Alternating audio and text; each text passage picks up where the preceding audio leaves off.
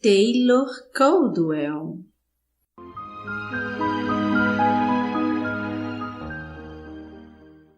Médico de homens e de almas.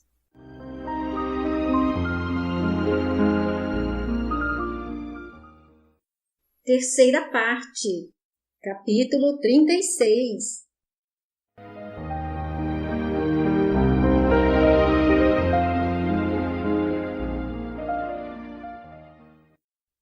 Em anos posteriores, Lucano pensou com frequência na época que se seguiu a sua rápida fuga de Atenas.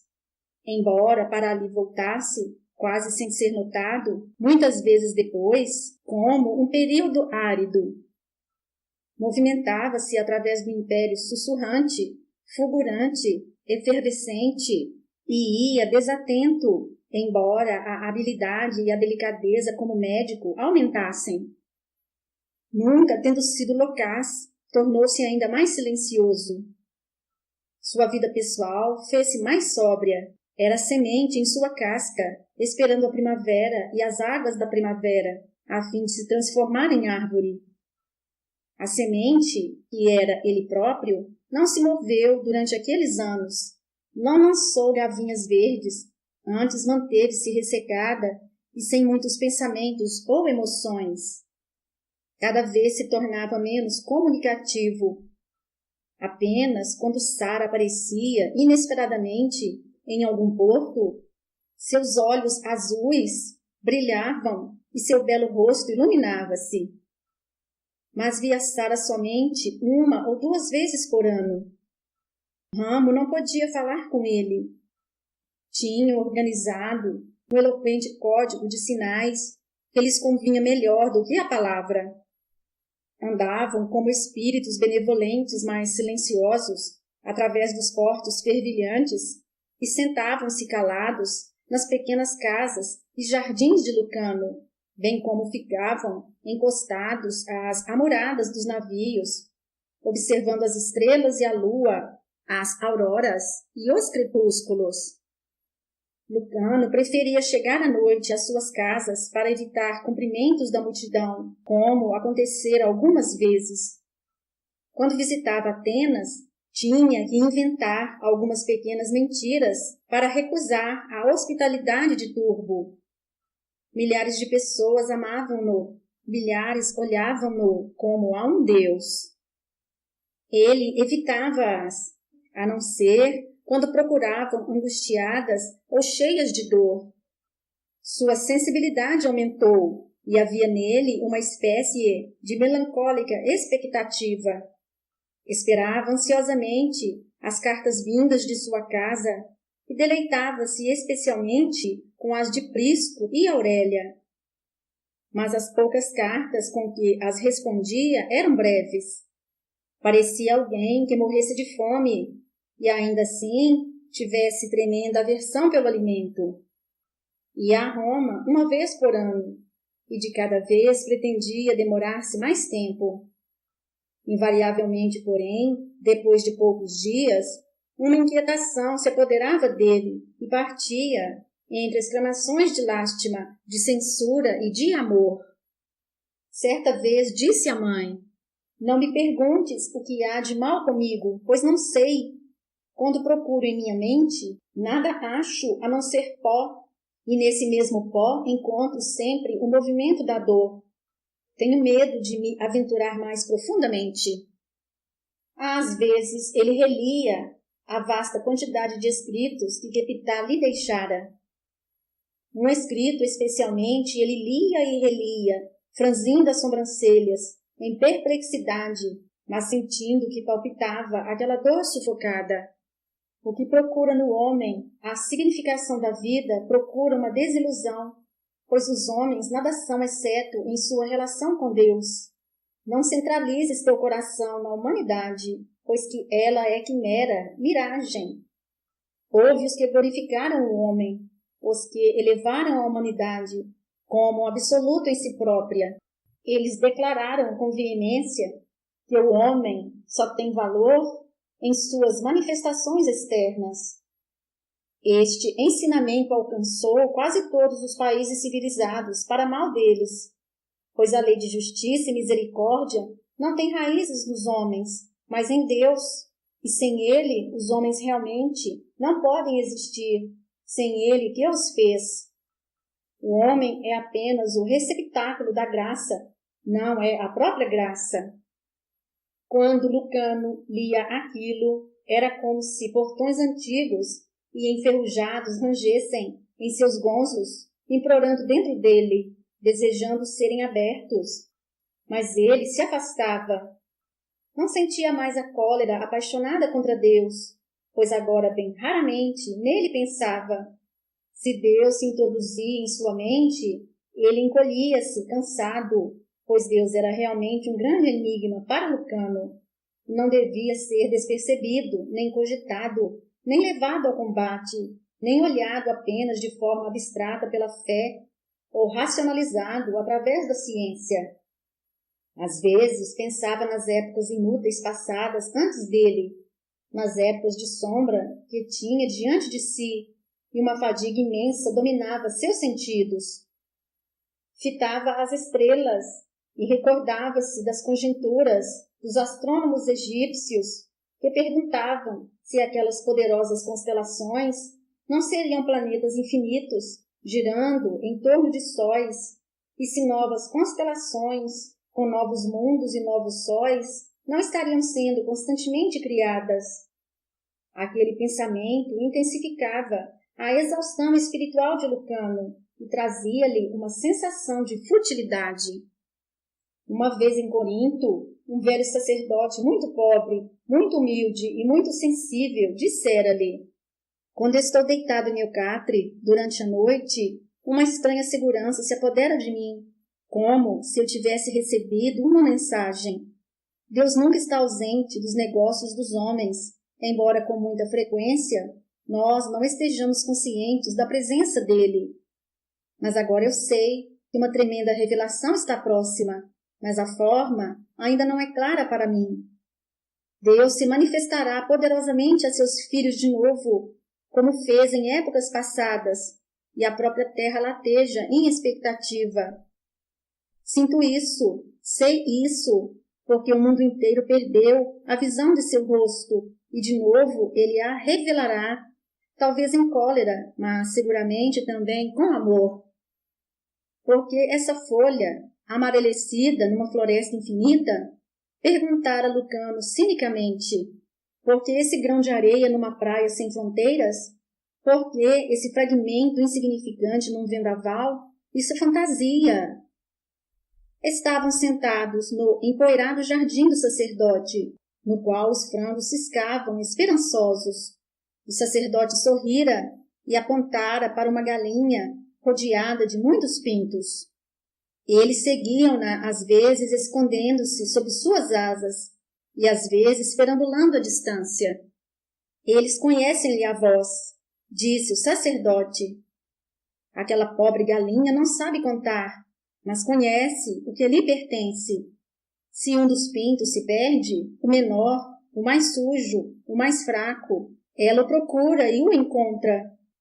Talvez aquele pequenino pense na razão de sua mãe se preocupar com ele, com sua plumagem relés, com sua absoluta inutilidade como ave e com sua insignificância.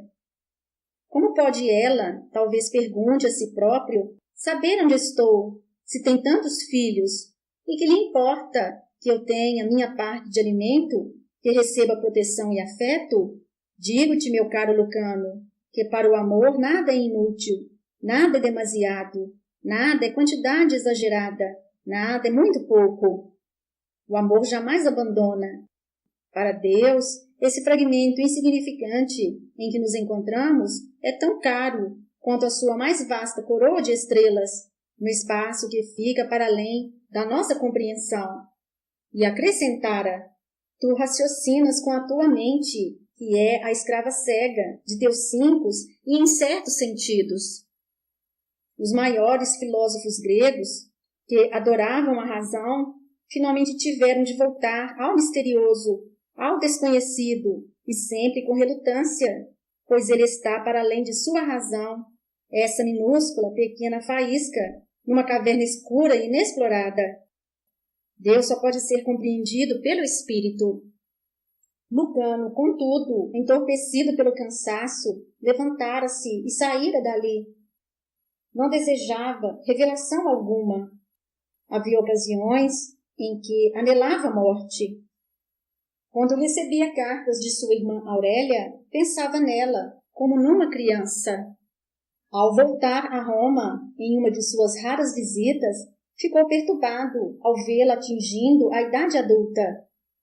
E agora que ela estava para se casar, Lucano devia assistir ao casamento dela com Cláudio Flamínio, filho de antiga e aristocrática família. A moça tinha 19 anos, ultrapassara de muito a época normal do casamento, o que preocupara Íris, sua mãe. Pretendentes não faltaram em profusão, pois a filha de Diodoro Cirino, com seu dote, era um bom partido, além de ser extremamente bela. Aurélia, entretanto, não mostrara a urgência de se casar aos 14, 16 ou mesmo 17 anos. Sorria da ansiedade de sua mãe e não se preocupara quando Íris lhe dissera: as moças da tua idade já são esposas e mães há anos. Estás pensando em te tornares uma virgem vestal? Lucano, porém, sabia que sua irmã não tinha devoção especial para os deuses, embora os aceitasse serenamente. Suspeitava também de inteligência acima do comum, pois ouvira o velho Cusa queixar-se de sua falta de gosto pelos livros. Não é companheira para um Péricles, resmungou ele certa vez para Lucano. A filosofia fica além de suas possibilidades. Não se interessa por política, ações, leis e bancos, como todas as outras mulheres de Roma. Nem sabe da existência do mercado de ações, negócios, casas de corretagem na parte norte do Fórum, como as outras mulheres romanas, de sua idade, sabem muito bem. Mesmo suas amigas, jovens matronas, sentam-se com ela, tagarelando sobre seus investimentos e discutindo casos sensacionais dos tribunais, ou se gabando de suas próprias contas bancárias, ou das de seus maridos, antecipando acontecimentos sociais, viagens de inverno ao sul, as modas mais recentes, jogos e gladiadores, e ela fica ali, sorrindo agradavelmente, mas bocejando. Parece nada desejar, disse Íris, cujo cabelo maravilhoso era agora uma cascata de pura prata. Mas até quando uma mulher, que já não é jovem, pode contentar-se com uma lareira, sem desejos? Certa vez Lucano, persuadido por sua aflita mãe, conversou com Aurélia, quando ela tinha 18 anos, uma solteirona já. Fez aquilo com relutância, pois acreditava que não se devia interferir na vida dos outros. Mas disse: por que, minha irmã? Não te preocupas com teu futuro? Nossa mãe é muito velha e viveu para além do tempo normal de vida, pois tem 54 anos. Como podemos esperar que viva muito mais tempo para proteger-te? Teu irmão Prisco é um soldado de Druso e é pai de família. Nosso irmão mais novo está metido entre seus livros e deseja ser professor. Provavelmente jamais se casará. Esperas viver teus dias nesta terra, como a irmã indesejada de Prisco? Quando nossa mãe morrer e ele trouxer sua esposa e sua família para esta casa, como herdeiro que é? Mas Aurélia dera-lhe apenas um profundo e lento sorriso, chamara-lhe a atenção para um bando de borboletas amarelas que flutuavam sobre as rosas. Fora inútil. Ainda assim, estava para se casar, com grande alívio para Íris, e o jovem tinha a idade de Aurélia. Lucano devia ir de novo a Roma para o casamento.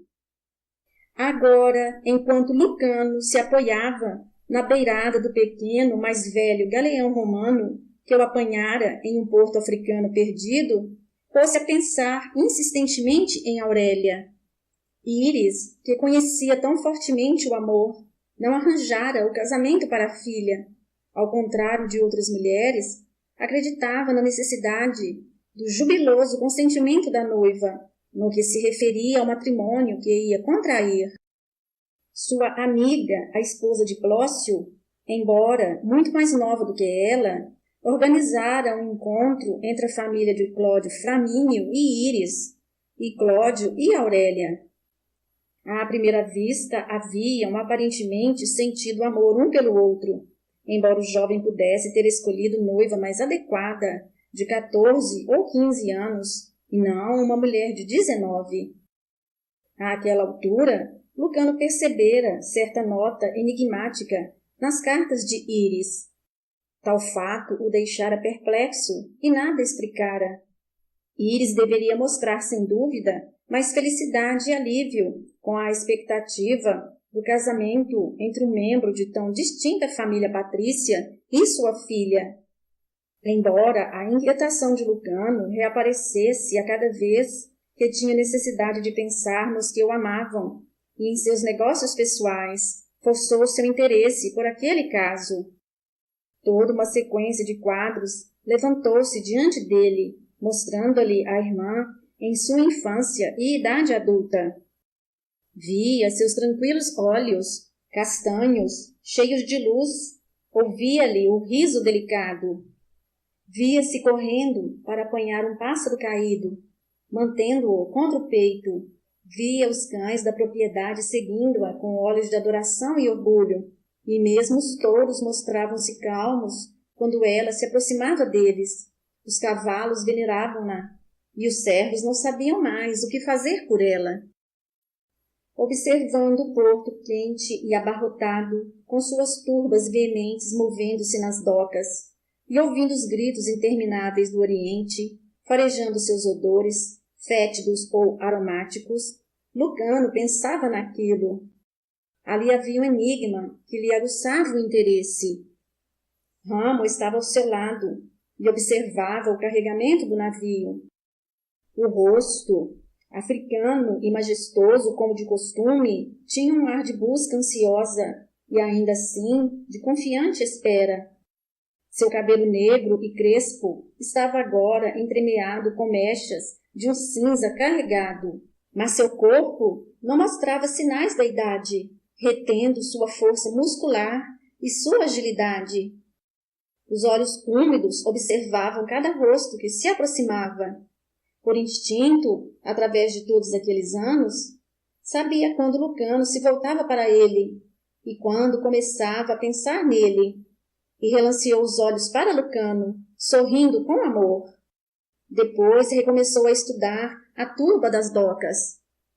O navio saiu e pareceu imobilizar-se, sem navegar, sobre a seda azul e plana de um mar tranquilo. A praia ficou para trás, como se retraísse. O sol olhava lá de cima, de um céu branco de tão ardente, e as velas mal se enfunaram. O próximo porto de escala era o mais acima, no continente, onde um carregamento de especiarias estava à espera. Ali chegariam dentro de 2 horas. Lucano sentou-se sob o todo de listas brancas e vermelhas da coberta. Havia alguns outros passageiros, pois o navio era correio e cargueiro. O grego começou a pensar em sua vida. Todo o seu temperamento até então fora objetivo, pois que se forçara a ser assim, temendo o subjetivo, sabendo que se desse à introspecção, ficaria reduzido ao desespero. Olhou para trás, para sua vida, como alguém que, de pé na montanha mais alta, pudesse olhar para as planícies onde estão as cidades, os rios distantes, o oceano longínquo, os campos e as aldeolas. Ainda assim, quando agora olhava para a sua vida, era como se tudo fosse obscuro, sem sentido, infrutífero, desprovido de cor. Esqueceu os incontáveis milhares de pessoas que curara e consolara, ou que guiara com misericórdia para a morte inevitável, mas tranquila. Jamais pensara assim em si próprio, e aquilo perturbou-o. Aquela sua falta de raízes fora a escolha própria, e ele fizera sua própria vida. Agora via-se diante de si mesmo, e via-se como alguém que nada dera e nada recebera, alguém que jamais faria falta. Sua melancolia tornou-se em sua boca sabor pesado de metal, pedra sobre seu peito. Ramo olhou para ele, da amurada em que se apoiava, e pensou: meu senhor está desgostoso. Procura, embora não saiba o que e quem procura. Antes do arrebol, o navio atracou no porto seguinte, e um centurião subiu a bordo, acompanhado de 6 soldados. O centurião também trazia consigo a sua família. Era um homem moreno, de tipo adunco, como a maior parte dos soldados romanos, mas sua expressão mostrava-se delicada e paciente, e aquilo atraiu o interesse errante de Lucano. Era coisa pouco habitual um oficial romano falar bondosamente com seus soldados e mostrar um aspecto de tão tolerante compreensão. Quando falou com os escravos que traziam os pertences de sua casa, via-se que retornava a Roma, pois não era jovem. Sua voz rasgante revelava estranha profundeza e compaixão. E ele sorria aos escravos, encorajando-os. Ainda assim, a atitude era meio arrogante. O corpo largo, forte e poderoso, apesar da idade, e o rosto queimado de sol, embora curtido, conservava linhas de uma intolerância passada. Caminhava com firmeza e olhava em torno de si com o ousado escrutínio de um romano. Quando seus olhos divisaram Ramo, encostado à balaustrada, Ramo vestido com a roupa pobre de um escravo ou de um liberto sem recursos, não o desviou, embora por um instante hesitasse. Depois sorriu para Ramo, como um homem sorri para seu irmão, e Ramo sorriu em retribuição. Instalou a família numa coberta mais abaixo, com o auxílio de seus escravos e servos, e voltou sozinho para a coberta superior. Olhou para o mar satisfeito e depois para o céu, sorrindo. Abriu as pernas grandes e morenas e equilibrou-se contra o leve balanço do navio, os polegares metidos no amplo cinto de couro onde ficava sua espada curta.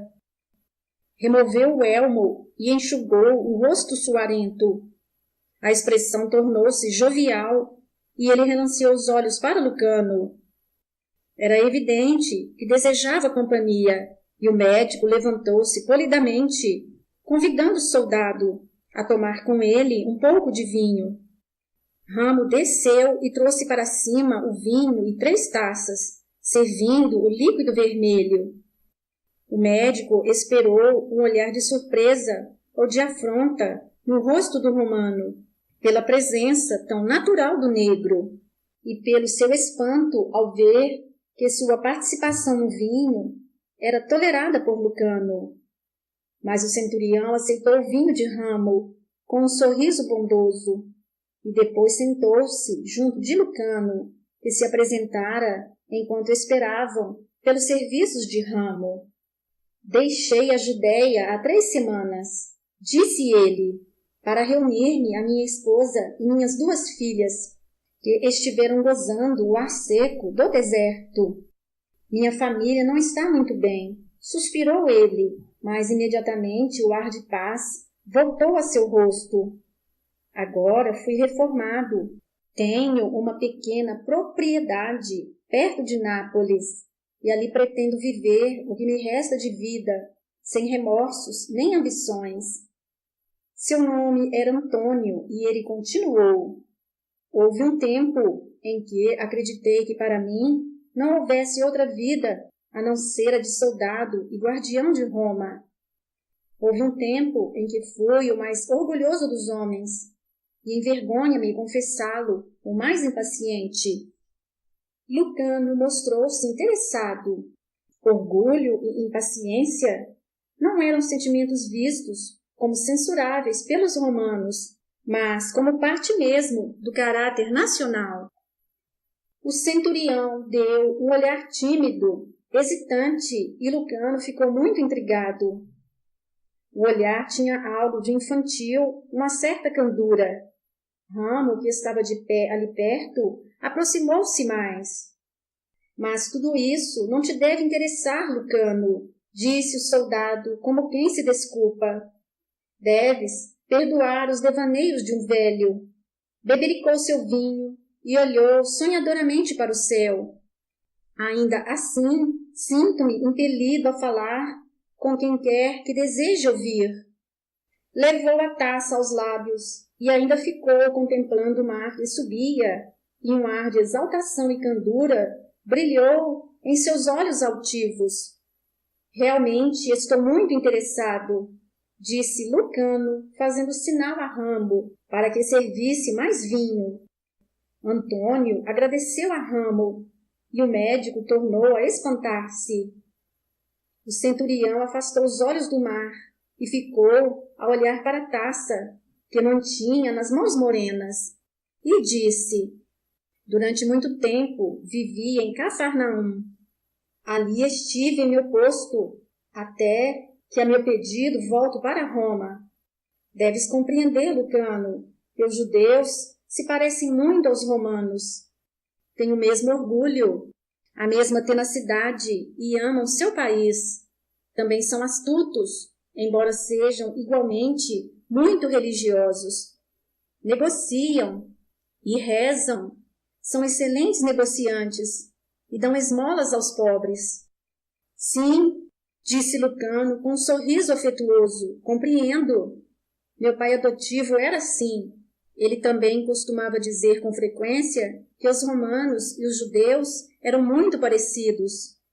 Antônio confirmou com um movimento de cabeça. Estava muito sério, como um velho soldado. Os judeus detestavam-me, como detestam todos os romanos. E irmãos não se detestam uns aos outros? E ainda assim, com a passagem dos anos, tornamo-nos excelentes amigos.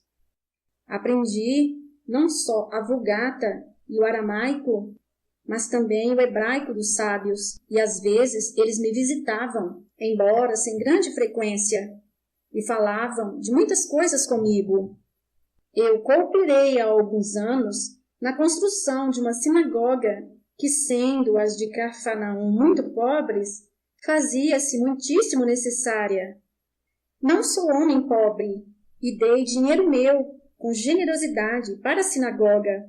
Sim, éramos amigos, gostando um dos outros, os judeus e eu.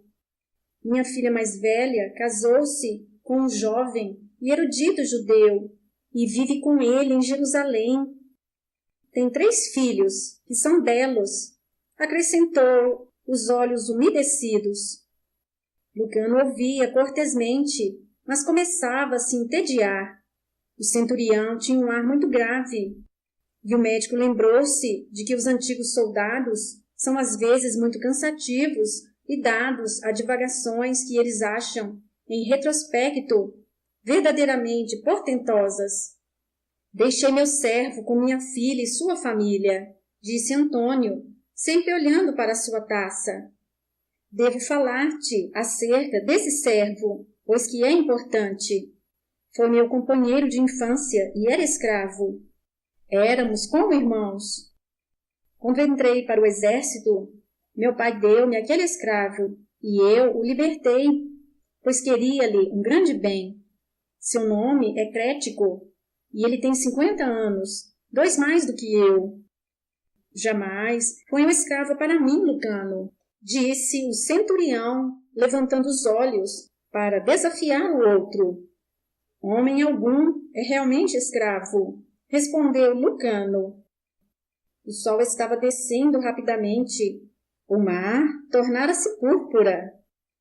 Antônio fixou no grego um olhar penetrante. Deves lembrar-te de que os gregos têm uma tradição. Fazem a libação ao Deus desconhecido antes de beberem. Sim, disse Lucano, o coração apertado e sentindo-se cheio de uma dor amorfa, ainda assim paciente. Meu pai fazia isso. Antônio ergueu a taça para que Ramo lhe servisse mais vinho. Mas quando servido, não chegou aos lábios a taça.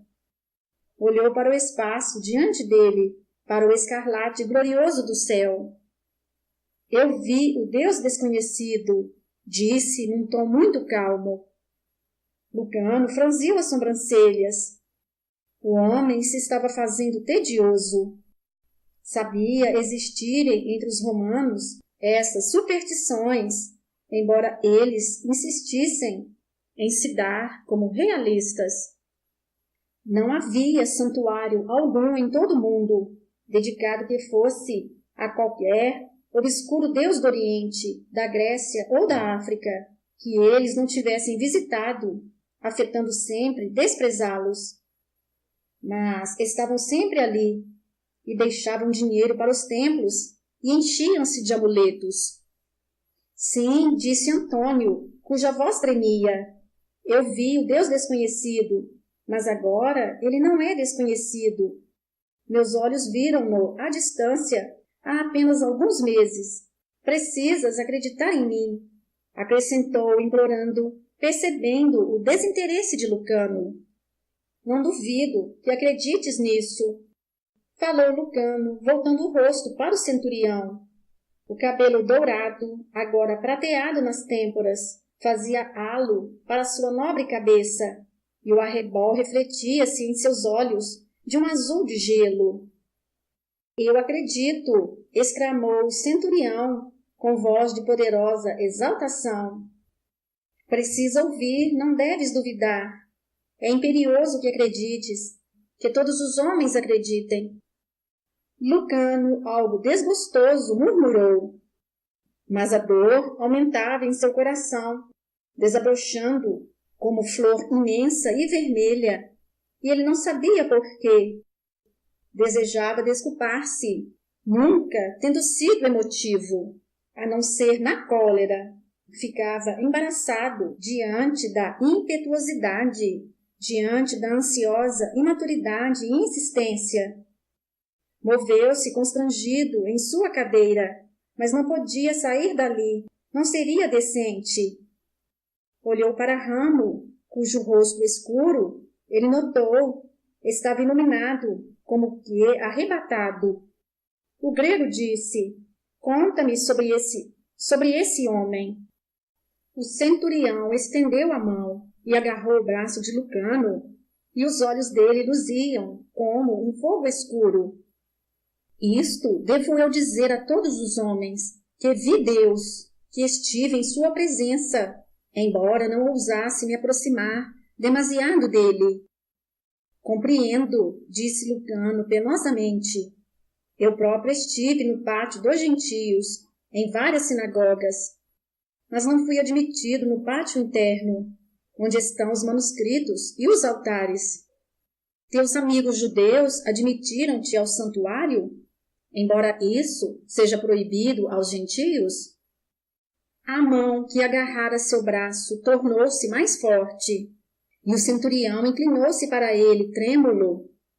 A luz carmesim brilhava em cada ruga de seu rosto bronzeado, nas suas órbitas, ao longo da linha de seu nariz aquilino.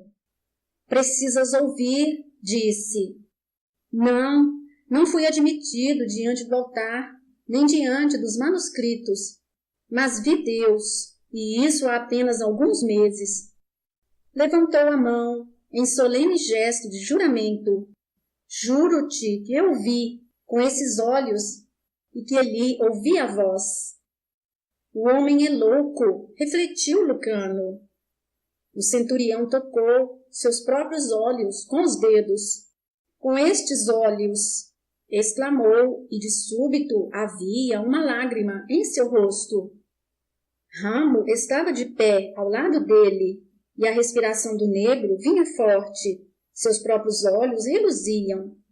Lucano, disse o centurião, em voz de profunda urgência, tu deves recordar que os judeus ensinam há muitos séculos, que o Messias nasceria entre eles, um rei, e nasceu e está agora na terra de Israel. Eu o conheci antes que ele chegasse a Cafarnaum. É jovem, na carne de um homem, e talvez não seja assim tão jovem. Há muitos falatórios, e ele tem realizado muitos milagres. A boca de Lucano comprimiu-se até que dela desaparecesse toda a cor. De súbito, sentia-se esclarecido. Disse friamente: penso que compreendo. Tenho uma amiga, uma mulher, que me falou nesses milagreiros judeus, nesses místicos. Muito antes que os médicos gregos compreendessem que a mente doente pode infeccionar o corpo, os judeus sabiam disso.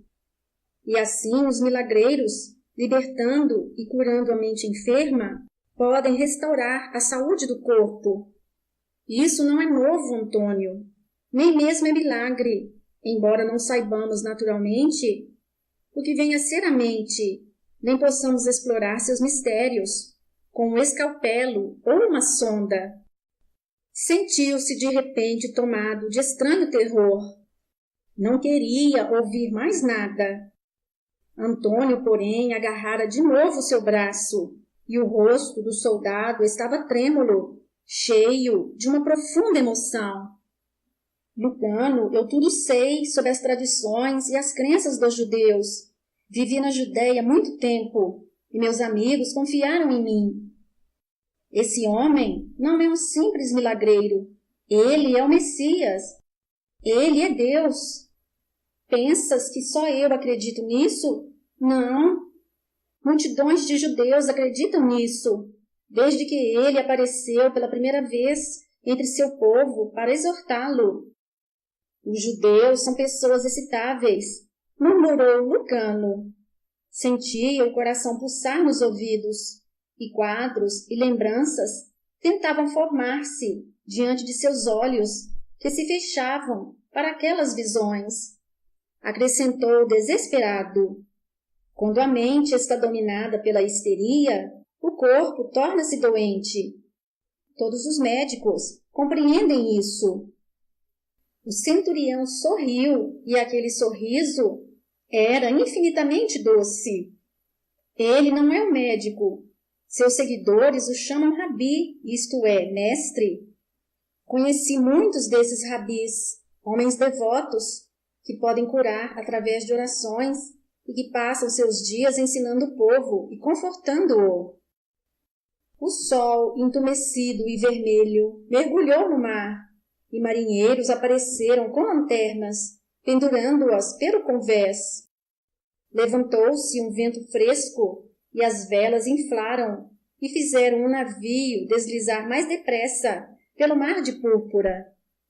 Mas esse rabi não é um daqueles que vieram antes dele, disse Antônio numa voz trêmula.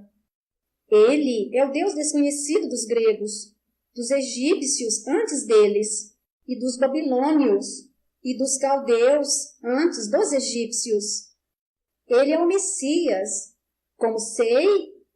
Quando ouvi falar nele através de meus amigos que me visitavam em Jerusalém e Cesareia, soube instantaneamente quem ele era. Precisas acreditar em mim. Como soubeste? Perguntou Lucano, abstraído. O centurião bateu no peito com o punho fechado. Como pode qualquer homem sentir a verdade, a não ser conhecendo-a? Ele conheceu-a através de seu coração. Deixou cair o punho sobre o joelho e suspirou. Falei-te de Crético, meu amigo, meu liberto. Ele caiu doente, não da mente, mas do corpo. Chamei para ele os melhores médicos. Não poupei dinheiro, não poupei esforços. Sentei-me à sua cabeceira durante muitos dias, e ele não me conheceu. Vomitava sangue, excretava sangue, e o sangue marcava sua pele. Seus olhos nadavam em sangue, e o sangue formava crosta em seus lábios. Sua carne murchava a cada dia, até que ele ficou semelhante a uma sombra. Lucano teve um sobressalto. A doença branca, a assassina, incurável e temível moléstia, para a qual não havia lenitivo, a doença que matara a rúbria, e matando-a, matou o espírito dele próprio. Olhou fixamente para o centurião e umedeceu os lábios com a língua, os lábios que estavam frios e rígidos. Disseram-me que Crético ia morrer. Continuou o centurião, que não havia remédio para sua enfermidade. A qualquer hora, dia ou semana, ele tinha de morrer. Não há cura, falou Lucano em voz monótona. O centurião confirmou com movimento de cabeça, e seus olhos iluminaram-se e encheram-se de lágrimas à luz das lanternas balançantes. E disse baixinho: mas Crético curou-se instantaneamente. Impossível!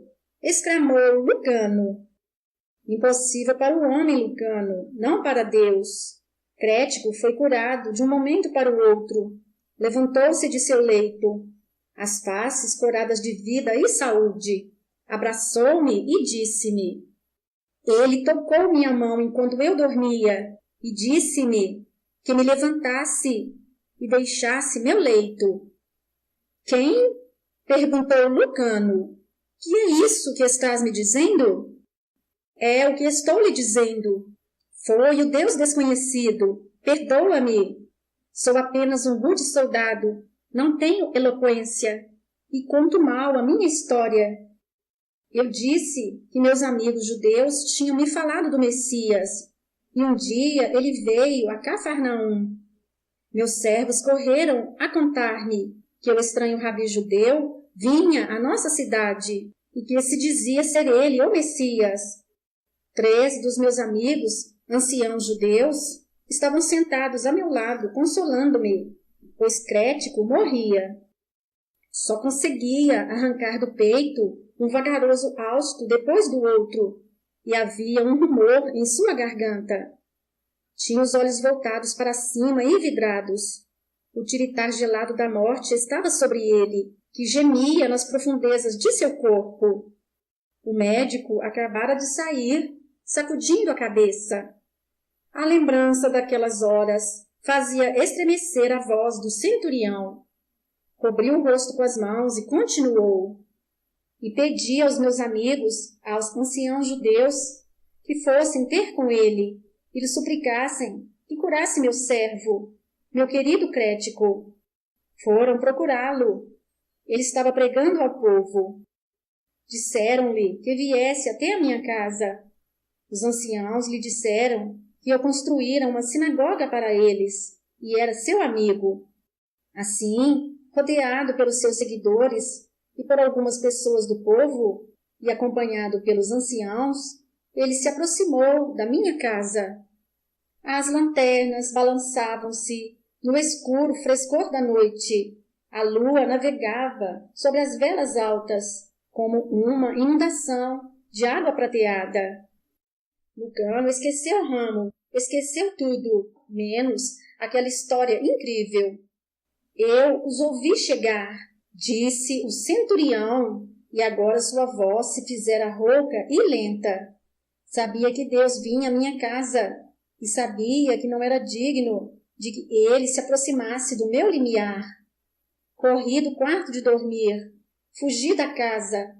O sol estava alto e quente, e ali eu o vi. Com estes olhos eu o vi. Lucano, tu precisas acreditar em mim. A poeira envolvia o povo, e ele, que estava no centro, era de um amarelo dourado.